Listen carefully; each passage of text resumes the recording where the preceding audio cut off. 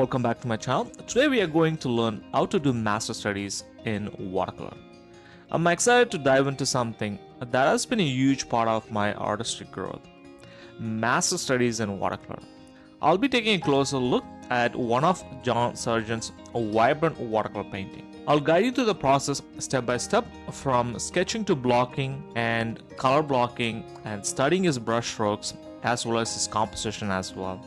Now again, I say this in all my videos, you can take my tips and ideas as a guide, but this is not the only way to study. And there's also a lot of different ways, a lot of people study differently and a lot of artists see things differently. So you can have to find a master artist that you really admire and do the exact same thing. So before you go, hit the subscribe button so you guys can get weekly updates from my channel. And let's get started, everyone. As for the supply goes, I'm using Fabriano cold press watercolor paper at 300 GSM 9 by 12 inches. And you can also use any other watercolor paper you want. Make sure it's a decent quality, or else you won't get the blendings right when we are studying. And as for the paint goes, I'm using Winsor Newton professional grade watercolor paints. As I said, you can use any watercolor paints you want as well. First things first, pick a piece that speaks to you. I choose this particular Sargent watercolor painting because how vibrant and fluid it is. And this is a reference I'll be using. And if you find any other reference of John Sargent or any other artist, you can use that as well. I particularly picked this piece because there's a lot of movement in the strokes and incredible use of light. When setting up, make sure you have a good reference image, and you can download it from internet with the different resolutions as well. And your paints, brushes, and some quality watercolor paper. For this painting, I'm using Fabriano, but you can use any watercolor paint you want. And I also like to use a range of brushes from small, detailed ones to big. And again, one thing you have to keep in mind that if you're using a smaller wash, use a smaller brush. If you're using a bigger wash, use a bigger brush. The reason being is, for the bigger washes, you can able to use a large brush to cover the large areas really fast, because that's really necessary in watercolors, because so that you can have different colors and blending and mixing within one washes. I just don't only do one artist study, because I also try to find different master artists and try to learn from their techniques and everything. And if you're really interested, go and check out my master study playlist, and you can find Andrew Waite, Dan Mitchell, and a couple of other really great artists as well. Let's begin with a light sketch. We're not going for perfection here, and just enough to map out the composition. When I draw a sketch, I usually think about the bigger shape first. If you see his reference, the bigger shape is the house itself. And I also didn't like the fact that it's kind of chopped off at the end, so I lowered my composition. Again, when you do this, you have to experiment and you have to come up with your own ways. So what we're trying to study is the way he was thinking. And pay attention to his balance of shapes and how he arranges this element on the page. And notice how he leaves some areas loose and undefined, letting the viewer's eye to fill in the details. So when sketching, you also have to focus on these things first. Keep your lines really light so that it doesn't show through the painting later.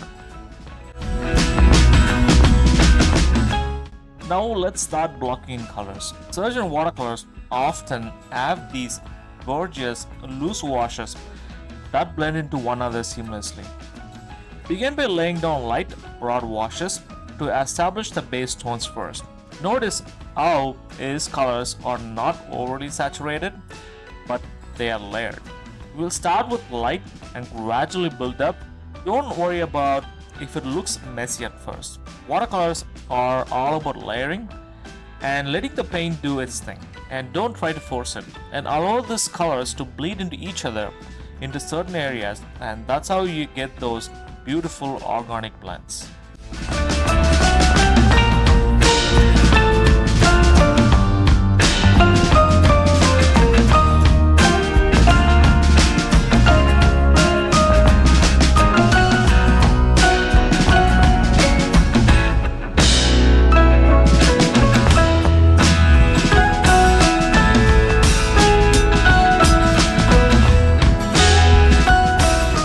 One of the most exciting part of this process is studying Sargent's brush work. Notice how he uses quick confident strokes to suggest a movement and texture. And his strokes are loose but intentional. And I always try to mimic that, and you also have to try to force it to copy that brush stroke. I always switch from smaller round brush and detail brush to get all those details. And you can also see that I'll use and colors just a few flicks of brush to suggest a foliage or even the shadows which is in the foreground. And one thing I learned from master studies, and not just from surgeon, and it's always less is more.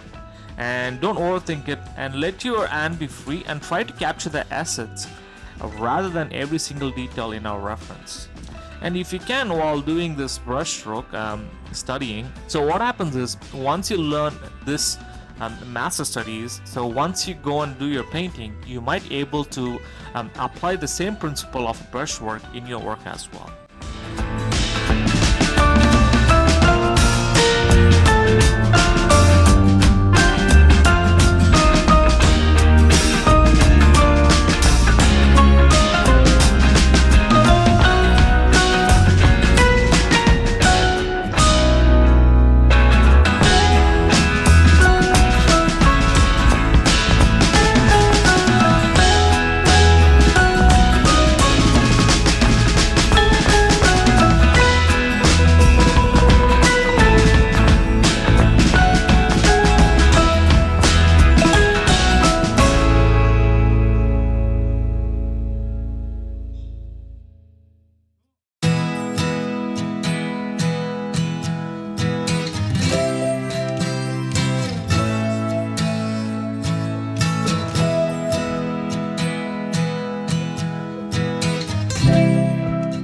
With first washes dry, it's time to build up depth, and that's how watercolor works.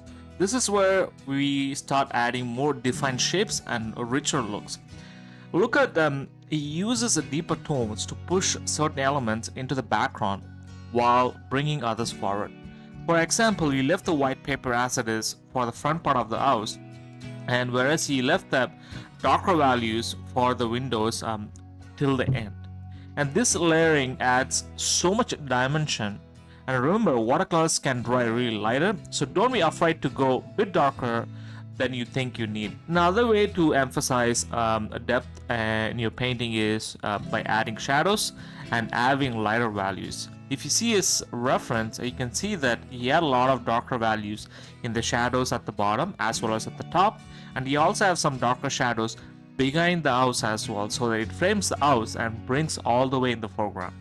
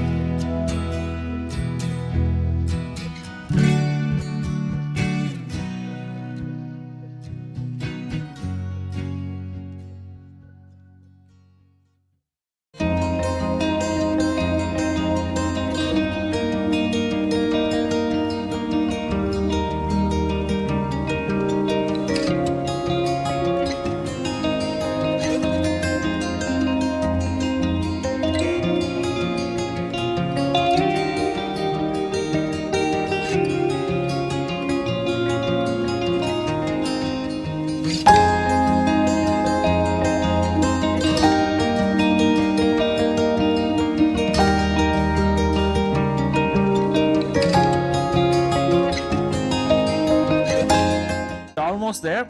Now for the final touches. Sometimes Surgeon uses add those bright, vibrant highlights that makes his painting pop. But in this particular reference, he left the building as it is, the white paper, and he also added a little bit of warmth in it, and it's really light, so we can't even see it.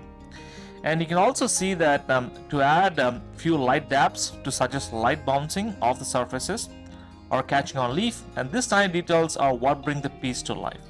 And take a step back, see how everything looks, and squint your eyes and make adjustment if needed.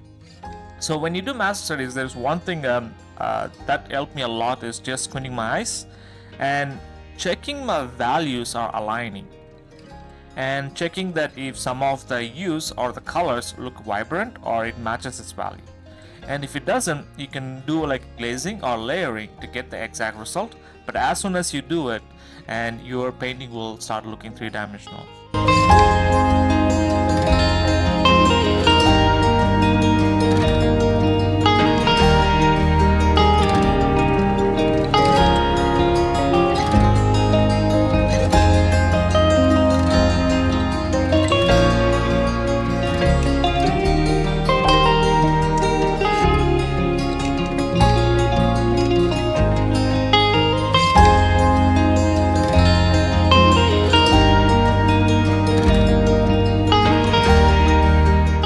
So there you have it, how you can do a master study in watercolor inspired by great John Surgeon. It's all about observing, experimenting, letting yourself play with the medium. Remember, don't aim for the exact copy or try to copy the exact same result, and you will get frustrated and you won't have faith to do another painting. And focus on learning from the techniques and finding your own voice through the process, and that's the most important thing. And thank you so much for painting with me today. If you enjoyed this, don't forget to like, subscribe, and let me know is there any other artist's work you would like to see next. And see you in the next video. Thank you once again for watching this painting tutorial. Please feel free to share your thoughts on the video in the comment section below. If you have any other watercolor related topics you'd like me to cover, reach out to me at watercolorimpressions@gmail.com or leave a comment down below. Don't forget to give this video a thumbs up and be sure to hit the subscribe button to become a part of our learning community. By subscribing, you'll receive weekly upload notifications and stay updated on our channel and share with your fellow artists, friends and family. And good luck with your painting, folks.